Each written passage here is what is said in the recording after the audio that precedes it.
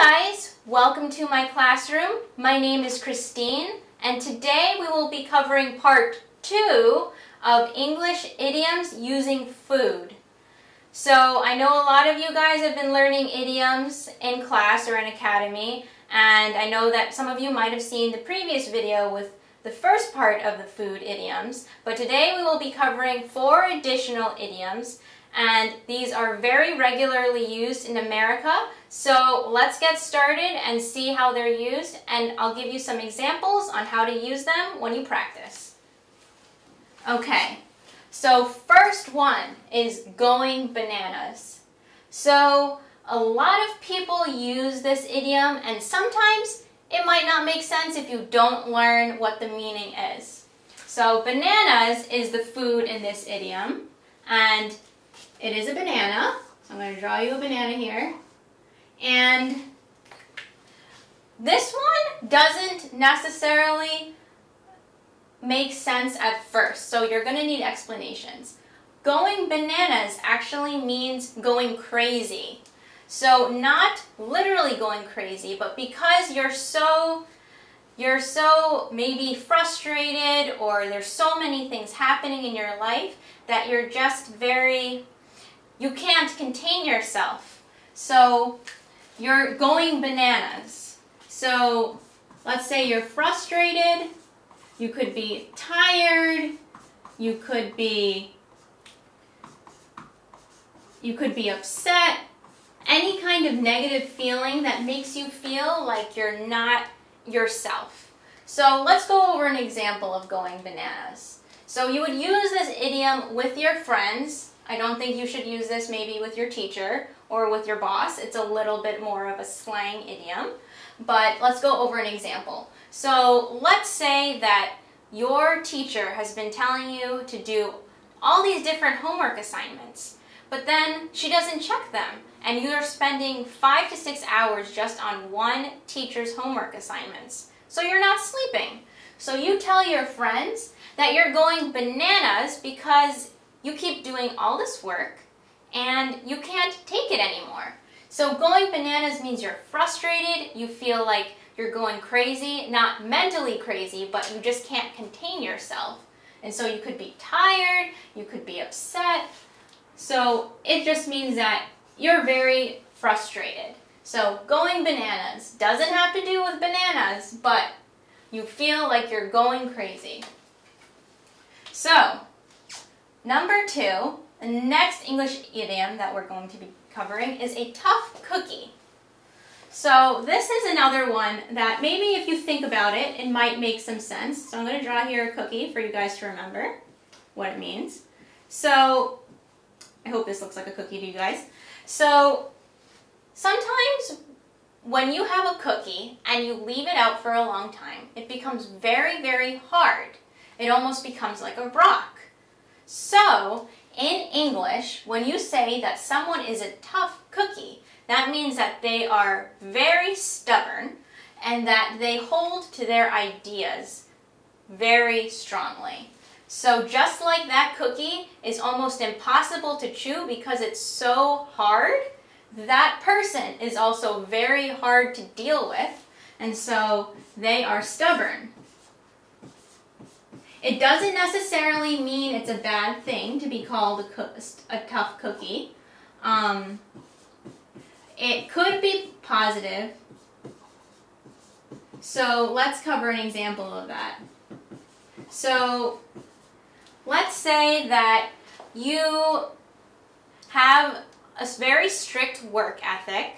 So you work every day until 11 p.m. So you work very hard on your homework, you're working very hard at learning English, and then your friends keep telling you every day, hey, let's go out, let's go to Norebang, let's go play some games. But you tell them, no, I need to study. Your friends might say that you're a tough cookie because they can't easily persuade you to do what they're asking you to do, like go out and play. So that's actually a good example of being called a tough cookie. You can also call someone a tough cookie if maybe they're stubborn and they won't study and you keep telling them to study and they won't. Then you could also call that person a tough cookie, and that's not necessarily a good thing. So tough cookie means they're stubborn or they hold on to their ideas or ideals. Either one is fine. I'm going to say ideals here. And so just like that stale cookie is tough, that person is also very tough. Okay, so next one, bring home the bacon. So a lot of you guys might not be working yet. You might still be students, so you might not be bringing home the bacon.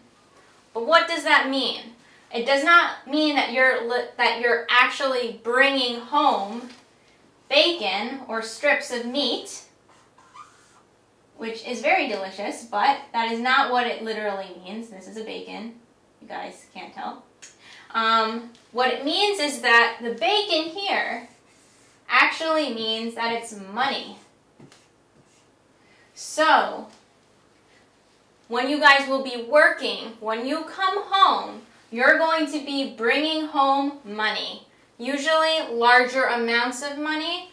So, when you say bring home the bacon, in English, oftentimes bacon is oftentimes meaning money. So sometimes when you say I want some bacon, it actually will mean that you want money. So when you see other idioms with bacon, remember that oftentimes bacon equals money. But bringing home the bacon means you're making a lot of money.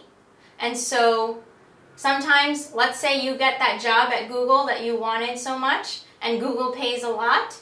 Your friends might tell you, hey, you're bringing home the bacon, meaning you're making a lot of money.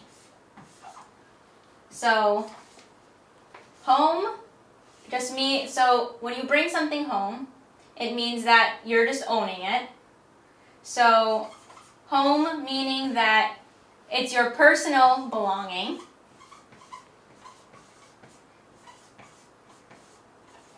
And bacon means money. So that means you're going to be making a lot of money, or you are making a lot of money. Okay, so this one is last one that we're going to be covering in the idiom list is in a nutshell. So this one I think is probably the most used idiom on this list, and maybe the most used food idiom that Americans use.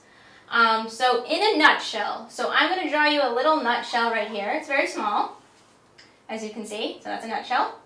And so when you see a nutshell, it is very, very small, and you can't put much in it, right? So when you first hear this idiom from someone, they tell you, well, in a nutshell, they don't really mean in this tiny nutshell whatever they're talking about. What they mean is in a very small summary, so summarizing what they're going to say.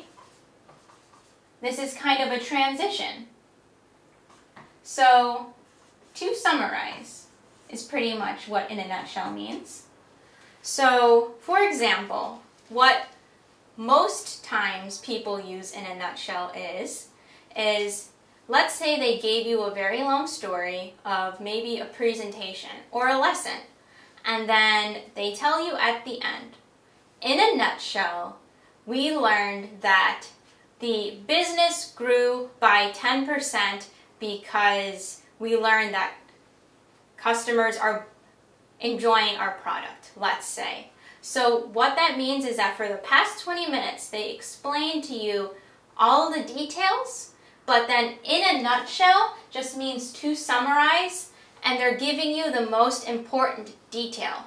So you can say this with your friends. You could use this in maybe more casual business settings. So whatever it means is to summarize. So if you're using it with your friends, you can say after you told them how you broke up with your boyfriend and you said it for an hour, and then you can tell they weren't interested in your story, you can just say, in a nutshell, I didn't like him.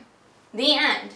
So Americans use this a lot to summarize. So instead of saying to summarize, you say in a nutshell, and then you tell them the quick summary. So these were part 2 of the food idioms that I was covering today. So if you guys have any questions, just rewatch the video because some of these aren't necessarily self-explanatory. So I hope you guys use these in practice and let us know what you think. So if you enjoyed this video or even didn't enjoy this video, please click that subscribe button to our channel so we can create more videos for you guys to enjoy. And if you want to see any other videos, then please click over here on the boxes. Thank you!